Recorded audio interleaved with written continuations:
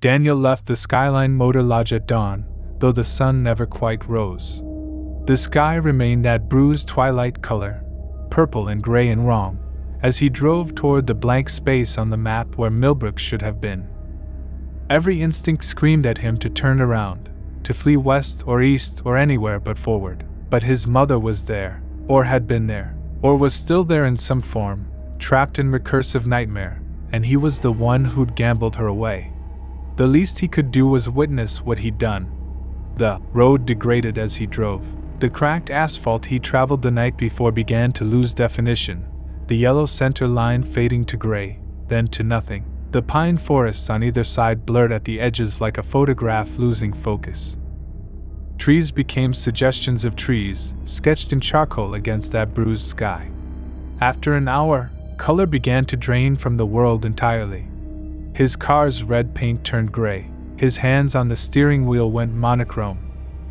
The forest outside became a wash of blacks and whites and grays, and Daniel understood he was driving into a place that didn't fully exist anymore, a void where a city used to be, where 37,000 people used to live and dream and fear.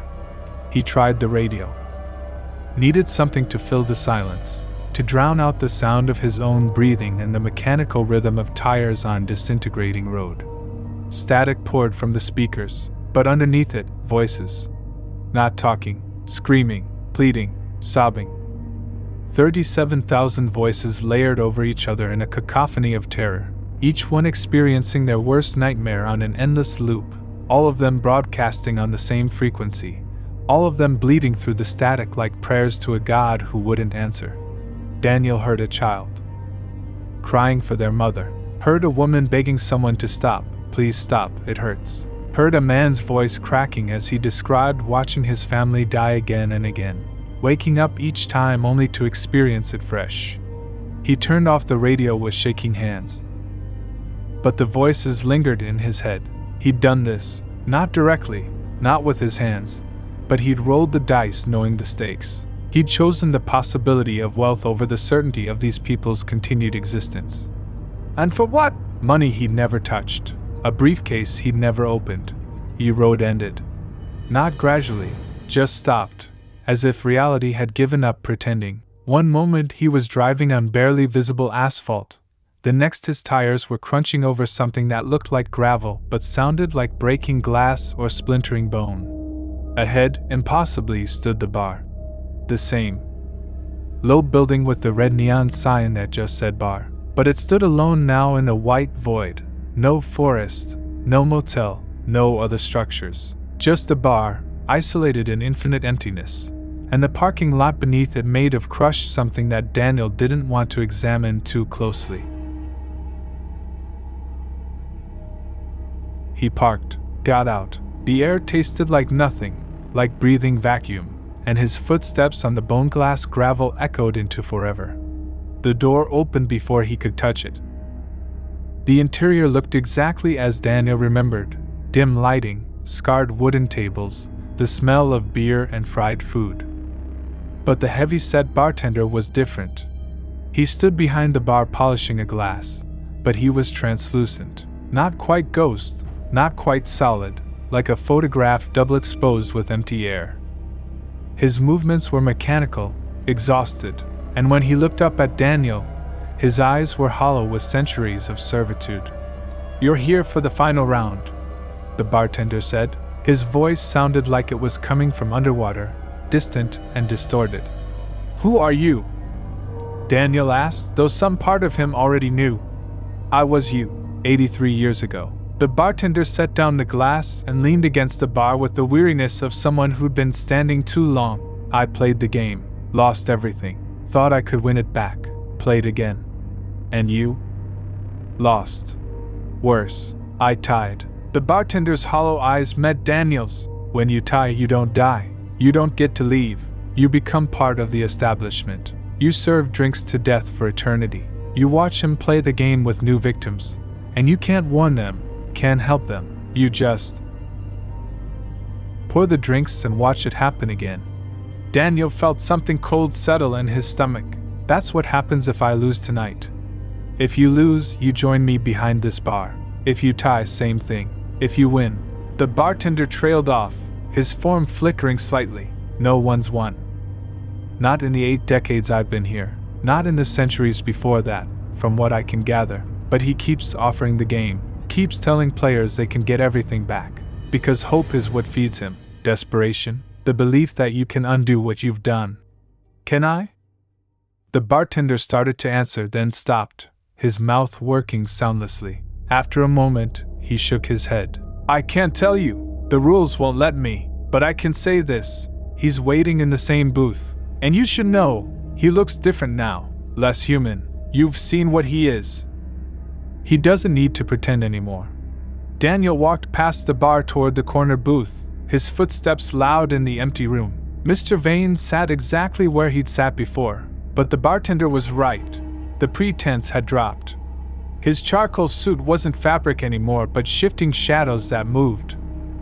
Independent of his body, darkness woven into the approximation of business attire. His pale hands drummed on the table, and Daniel saw they had too many knuckles, joints that bent in wrong directions. When Vane looked up and smiled, his eyes were completely black, not dark brown or nearly black, but utterly void of light. Mr. Cross, he said in that voice like grinding stone, I'm so pleased you accepted my invitation. Please, sit. Daniel sat. You remember the terms, Vane said, not a question. Everything you've lost, restored.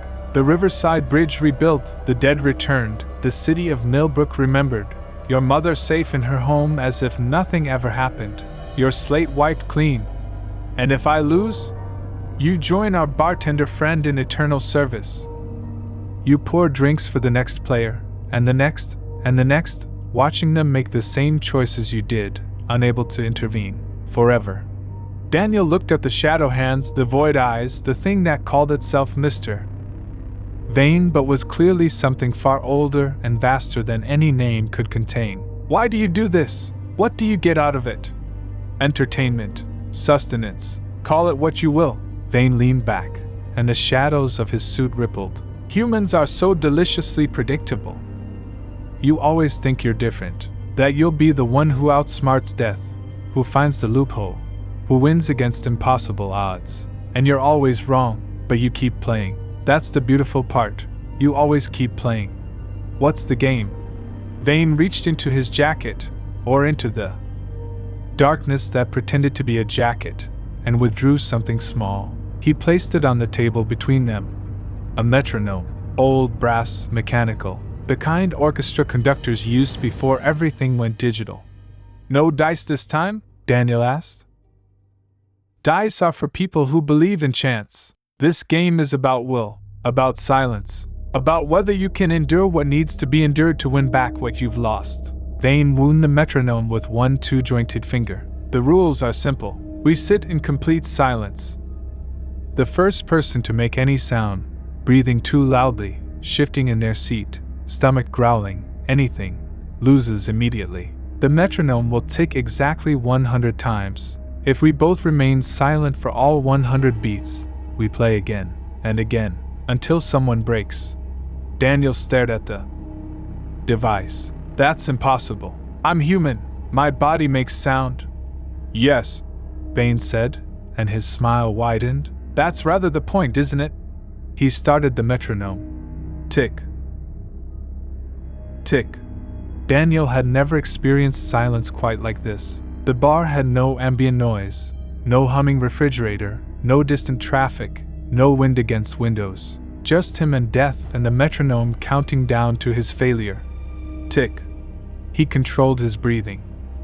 Shallow, through his nose, as quiet as he could manage. Across the table, Vane sat perfectly still, not breathing at all because death didn't need to breathe. His void eyes never blinked. Tick. Daniel's heart was too loud. He could hear it pounding in his ears, could feel it hammering against his ribs, and he was terrified that the sound would escape his chest, would count as breaking the silence. Tick. At the 10th beat, Vane began to show him things. Not with words, the game was silence, but with visions that appeared in the air between them like scenes from a film. Daniel saw himself in an expensive suit, in a penthouse apartment, laughing with beautiful people at parties he'd never been invited to. Saw himself writing checks to his mother, solving all her problems with money he didn't have to work for.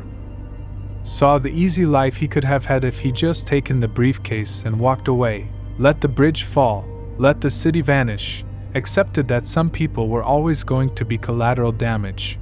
Tick. The vision shifted. Now he saw what he'd actually chosen.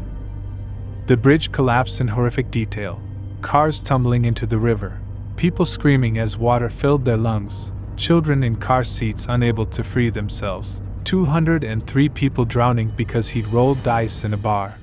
Tick. 20 beats. Daniel's throat was dry. He desperately wanted to swallow, but the sound would be too loud. His hands gripped the edge of the table, knuckles white, and he forced them to relax because the leather of his jacket was creaking with the tension. Tick. Vane showed him Millbrook. Not as it was, but as it existed now, a non-place where 37,000 people experienced endless nightmare. Daniel saw his mother in her house that wasn't a house anymore, watching the front door open again and again, and each time it was him walking through, but wrong. His face melting, his voice saying terrible things, her worst fears about her son made manifest and reset on loop. Tick. 30 beats. Daniel's stomach growled, actually growled, and he tensed, waiting for Vane to declare him the loser. But the sound hadn't been quite loud enough, or Vane was giving him rope to hang himself with, because the game continued. Tick. The vision changed again. This time, Vane showed him what wealth could do. Showed him paying off his mother's medical bills, setting her up in a nice facility with round-the-clock care, never having to worry about money again. Showed him starting that business he'd always talked about, becoming successful, respected, someone who mattered. Tick. All of it predicated on 200 people dying and 37,000 trapped in hell. All of it still available if he just stayed silent for 70 more beats. Tick. 40 beats. Halfway to the first round's completion. Daniel's body was betraying him. His knee wanted to bounce with nervous energy. His lungs burned with the effort of shallow breathing. His shoulders ached from holding tension, and Vane sat across from him, perfectly still, perfectly silent, perfectly patient, because death had forever and Daniel had maybe 60 more ticks before his body made a sound he couldn't control. Tick. 50 beats. The visions intensified.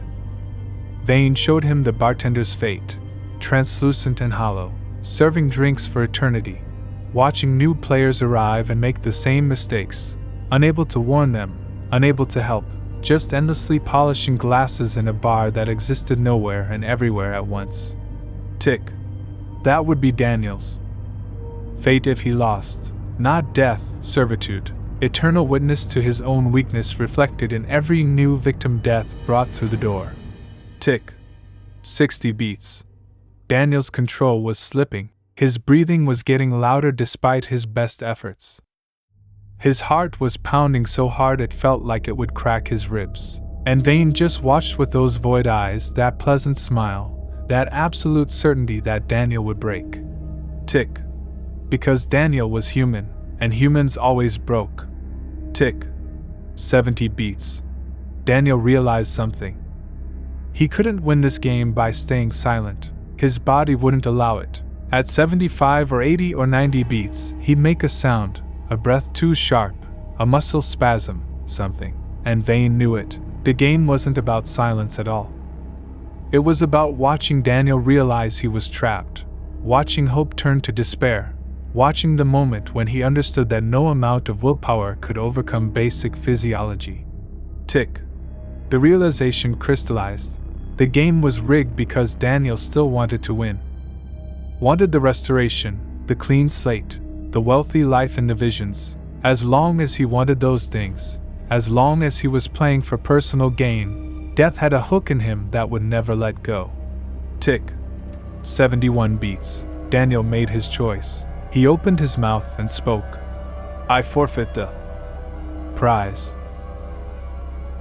The metronome stopped. The silence in the bar became absolute, not the quiet of the game, but the breathless pause before a storm. Vane's pleasant smile flickered for the first time since Daniel had met him. "What did you say?" Vane's voice was carefully controlled, but Daniel heard something underneath it. Confusion, maybe even surprise. "I said I forfeit the prize." Daniel's voice was steady now, strong. "I don't want the money. I never wanted the money. I wanted easy answers to hard problems. But you can't buy back lives, can't purchase redemption. I'm not playing for the briefcase or the restoration or the fantasy of being a wealthy man who never has to struggle." "Then why are you here?" There was an edge to Vane's question, something almost like curiosity. "Because I need to know if I can undo what I did, not for myself, for them, the bridge victims, the people of Millbrook, my mother. I'll stay poor. I'll struggle with her medical bills. I'll live with the guilt for the rest of my life. But I need to know if they can be saved. And if the price is giving up everything I might have gained, then that's the price." For a long moment, Vane said nothing. His shadow suit rippled, the darkness moving like water disturbed by a stone. Then he began to laugh, not the pleasant chuckle he'd used before, but something vast and ancient and genuinely amused. "Do you know," Vane said, "how long it's been since someone broke the game this way? Broke it? My power comes from desire, Mr. Cross.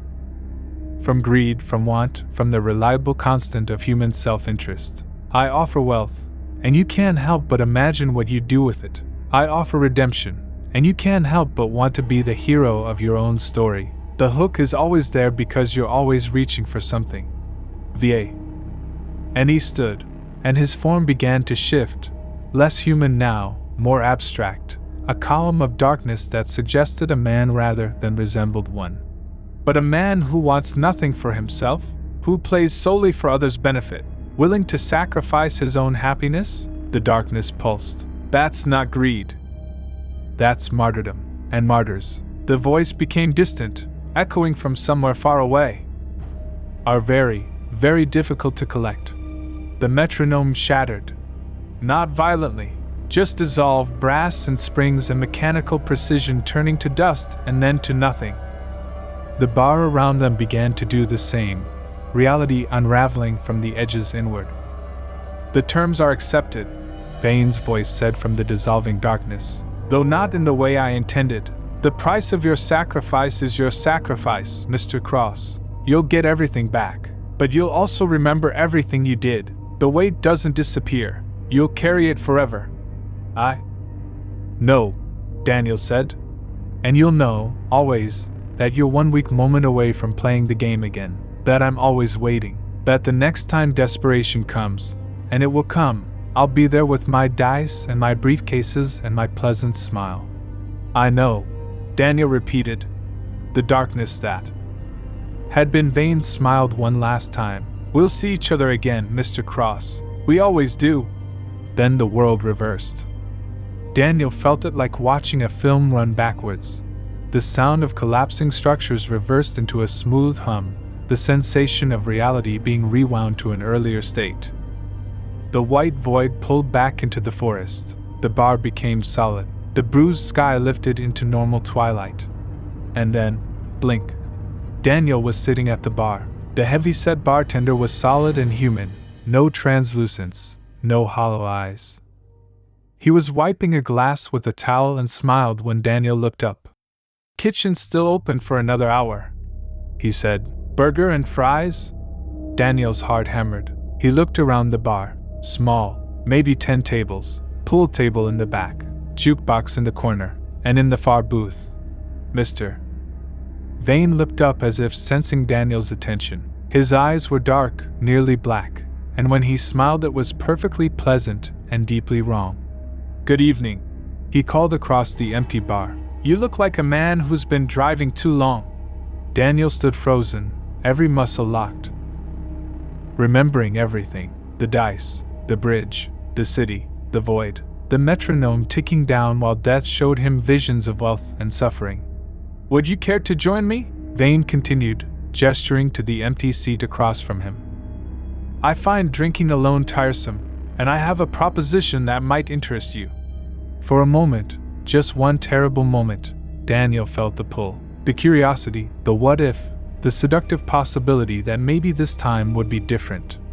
Then he thought of 200 people drowning in a river, of 37,000 trapped in nightmare, of his mother's face melting in recursive horror, of the price of easy answers. "No," Daniel said. His voice was firm, clear, carrying across the bar. "I'm not interested." Vane's smile tightened. Just a fraction, barely perceptible, but Daniel saw it, the moment when Death realized this particular hook had failed. "A pity," Vane said smoothly. "Safe travels, Mr. Cross." Daniel walked out of the bar without looking back, got in his car, started the engine. It turned over immediately, no hesitation. He pulled out of the parking lot and onto the mountain road, and in his rearview mirror, he saw the bar's red neon sign flickering in the dusk. He drove 2 hours through the pine forests and cracked asphalt, and when the welcome T.O. Millbrook sign appeared in his headlights, he had to pull over because his hands were shaking too hard to drive. The town was there, solid, real. Lights and windows, cars and driveways, the whole ordinary miracle of a place that existed and continued existing and would wake up tomorrow completely unaware that it had been erased from reality for 24 hours. Daniel's mother's house stood at the end of Maple Street, exactly as it always had. The porch light was on. Her car was in the driveway. Through the window, he could see her moving around the kitchen, probably putting away dinner dishes, probably wondering when he'd arrive. He sat in his car for 10 minutes, just breathing. Just being grateful for the mundane miracle of a mother who existed and a town that remembered her and a world that hadn't been gambled away. Finally, he got out and walked to the door. It opened before he could knock, his mother standing there with that familiar look of gentle exasperation. "You're late," she said. "I was starting to worry."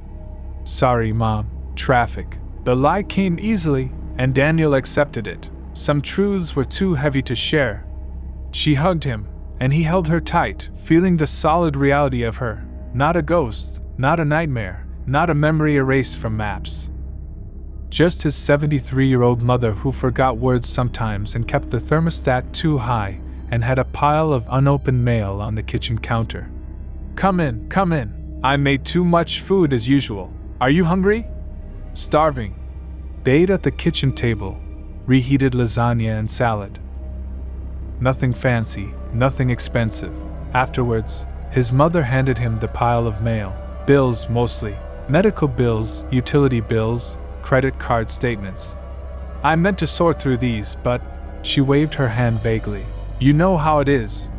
Daniel looked at the numbers on the pages. Hundreds he didn't have. Thousands he couldn't afford. The same struggles he'd been facing for years. The same crushing weight of trying to care for someone on a salary that never quite stretched far enough. And for the first time in his life, he was grateful for it. Because the struggle meant she existed. The bills meant she was alive. The stress and the worry and the impossible arithmetic of her medical expenses meant they were both still here, still real, still muddling through one difficult day at a time. "We'll figure it out," he said, and meant it. His mother patted his hand. "You're a good son." Daniel thought about dice rolling across a scarred table, thought about a bridge collapsing into a river, thought about a city that had vanished and returned and would never know how close it had come to permanent erasure. "I'm trying," he said. That night, he slept in his childhood bedroom, the one with the posters he'd put up at 14 and never taken down, the one with the squeaky door hinge his mother had never fixed. And when he heard that familiar creak in the darkness, when the sound sent a jolt of recognition through him, he thought, "I'm home." Not the home Death had shown him in visions, the penthouse, the luxury, the easy wealth purchased with other people's lives, but the real home, the difficult one. The one that required struggle and sacrifice, and choosing the hard path over the easy one. The one that was actually worth having. In the morning, he'd start making calls about the bills. He'd figure out payment plans, maybe pick up extra work, Find a way to manage the impossible because that's what you did when you loved someone and refused to gamble them away. But tonight he slept. And somewhere in the mountains, in a bar that existed nowhere and everywhere at once. Death sat in a corner booth and smiled, not with disappointment. Players like Daniel Cross were rare, but they made the game more interesting. After all, he had forever. And Daniel Cross was only human. Sooner or later, desperation would come again. And when it did, Death would be waiting with his dice and his briefcases and his pleasant smile, ready to offer one more chance at easy answers to hard problems. The game was never really over. It just paused between rounds.